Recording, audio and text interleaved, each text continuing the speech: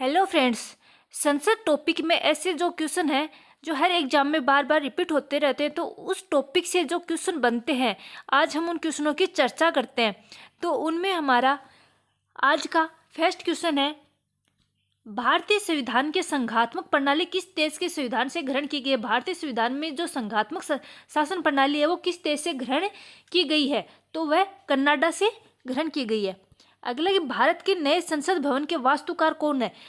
भारत का जो अभी नया संसद भवन बना है उसके वास्तुकार कौन है, तो उसके वास्तुकार है विमल पटेल। अगला कि निम्नांकित में से कौन सा अनुच्छेद उसी अवस्था में प्रभावी होगा जब लोकसभा भंग न हो अथवा उसका सत्रावसान न हो, तो वह उसी रूप में है वो प्रभावी होगा। तो वो कौन सा अनुच्छेद है, अनुच्छेद 75(3). अगला है कि भारत के संविधान में संशोधन प्रक्रिया के संदर्भ में कथन कौन सा सही है। कौन से कथन है वो जो संशोधन प्रक्रिया के संदर्भ में सही है। संविधान में संशोधन संसद के किसी भी सदन में इस प्रयोजना हेतु विधेयक पुनः स्थापित करके ही प्रारंभ किए जा सकते हैं, तो ये सही है। अगला कि संविधान के संशोधन हेतु किसी विधेयक को संसद में पुनः स्थापित करने के लिए राष्ट्रपति पूर्व स्वीकृति आवश्यक है। नहीं, पूर्व स्वीकृति आवश्यक नहीं है, बल्कि विधेयक पास करने के बाद स्वीकृति लेना जरूरी है। राष्ट्रपति संविधान संशोधन विधेयक पर निषेधाधिकार का प्रयोग नहीं कर सकता। सही है। संविधान संशोधन विधेयक पर संसद की संयुक्त बैठक नहीं बुलाई जा सकती, ये भी सही है। अपने 1, 3 और 4 सही है। अगला है कि निम्नलिखित में से राज्यसभा के गठन के बारे में निम्नलिखित में से कौन से वाक्य सही है। राज्यसभा के बारे में पूछा गया है, क्या है कि ये चिन्हित कीजिए। राज्यसभा के गठन के बारे में जो कथन सही है वो पूछे गए हैं, राज्यसभा की सदस्य संख्या 250 से अधिक नहीं होनी चाहिए। सही है। 200 यानी कि राज्यसभा के सदस्यों की संख्या कितनी निर्धारित की गई है, 250, तो इससे अधिक नहीं होनी चाहिए, ये बात सही है। 12 मनोनीत सदस्य विज्ञान, कला, समाज सेवा और खेल क्षेत्रों से होने चाहिए। कला, समाज सेवा और खेल क्षेत्र, ये खेल क्षेत्र से होना नहीं, इसमें ये गलत है। राज्यों और केंद्र शासित प्रदेशों के सदस्यों की निर्वाचन की प्रक्रिया एक जैसी है। राज्य और केंद्र शासित प्रदेशों के जो सदस्यों का निर्वाचन होता है उनकी प्रक्रिया एक जैसी नहीं है, तो अपना 1 नंबर है वही सही है। अगला कि लोकसभा के गठन के बारे में निम्न में से कौन से कथन सही है। अब पूछा है लोकसभा के गठन के बारे में, तो लोकसभा की अधिकतम सदस्य संख्या 552 हो सकती है। सही है।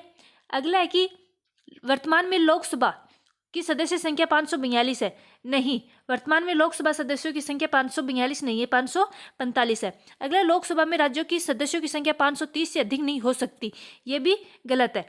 लोकसभा में ये सही है कि लोकसभा में राज्यों की सदस्यों की संख्या 530 से अधिक नहीं हो सकती, राज्यों में पूछा है, तो ये सही है अपना। अगला, लोकसभा में आरक्षित क्षेत्रों की संख्या 131 है, 83 अनुसूचित जातियों के लिए और 48 अनुसूचित जनजातियों के लिए, ये भी गलत है, 87 है। तो इस तरह हमारा ऑप्शन है ए और सी सही। अगला क्वेश्चन है कि सूची 1 का मिलान सूची 2 से करना है, तो कर्नाटक में कितने लोकसभा क्षेत्र हैं, तो कर्नाटक में है 28। अगला, आंध्र प्रदेश, तो आंध्र प्रदेश में कितने लोकसभा क्षेत्र है, अपने 25। और गुजरात में 26, उड़ीसा में 21, तो 4, 1, 2, 3। अगला क्वेश्चन है कि विभिन्न लोकसभाओं में पद ग्रहण करने वाले वक्ताओं के नाम के अनुक्रम को ठीक करें। यानी जो लोकसभा स्पीकर है उनके नाम से, यानी कि जो उन्होंने पद ग्रहण किया उनके अनुसार सही क्रम में व्यवस्थित करना है। तो रबरी रे बल्लीराम भगत, के.एस. हेगड़े, सरदार हुकुम सिंह, ये तो गलत है अपना। के.एस. हेगड़े, रबरी, सरदार हुकुम सिंह, बल्लीराम भगत, ये भी गलत है। सरदार हुकुम सिंह, उसके बाद बल्लीराम भगत, उसके बाद के.एस. हेगड़े, उसके बाद रबरी रे, ये अपना सही है। अगला है कि निम्नलिखित में से कौन अधिकतम समय के लिए लोकसभा के अध्यक्ष के रूप में रहे हैं। इनमें से सबसे अधिक समय तक लोकसभा अध्यक्ष के रूप में कौन रहे हैं, बलराम जाखड़। अगला है कि निम्नलिखित में से कौन सा कथन गलत है, कि मंत्रिमंडल के मंत्री स्वयं के अधिकार के आधार पर मंत्रिमंडल की बैठक में जाते हैं। कौन सा कथन गलत है, सही है। राज्य मंत्री मंत्रिमंडल की किसी विशेष बैठक में केवल निमंत्रित होने पर ही जा सकते हैं, सही है।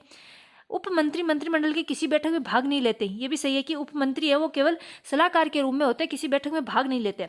एक मंत्री को चाहे वे संसद के किसी भी सदन के सदस्य हो, प्रत्येक सदन में मत देने का अधिकार है, यदि वे उस सदन के सदस्य हो या न हो। यह बात अपनी गलत है, क्योंकि उनको अधिकार नहीं होता है। अगला कि भारत के संविधान में अपनाई गई वेस्ट मिनिस्टर प्रणाली का संबंध है। वेस्ट मिनिस्टर प्रणाली का संबंध किससे है? तो संसदीय प्रणाली से। अगला कि संसद राज्य सूची के विषय पर किस अनुच्छेद के तहत कानून बना सकती है? संसद है वो राज्य सूची के विषय पर अनुच्छेद 239 के तहत 49 के तहत अनुच्छेद के तहत कानून बना सकती है। अगला कि राज्यसभा के सदस्यों की अधिकतम संख्या कितनी हो सकती है? तो राज्यसभा के सदस्यों की अधिकतम सदस्य संख्या 250 हो सकती है। अगला कि राज्यसभा का कार्यकाल कितना होता है? तो राज्यसभा का कार्यकाल है कि वो इसका कोई निश्चित कार्यकाल नहीं होता, इसे कभी भंग नहीं किया जा सकता, जबकि 2/3 सदस्य है वो हर 2 वर्ष बाद परिवर्तित होते रहते हैं। अगला क्वेश्चन है कि राज्यसभा के सदस्यों को कौन निर्वाचित करता है? तो राज्यसभा के सदस्यों को राज्य विधानसभाओं के निर्वाचित सदस्य होते हैं, उनके द्वारा उनका निर्वाचन किया जाता है। राज्यसभा के सदस्यों को कौन नामित करता है? उनको नामित कौन करता है? राष्ट्रपति।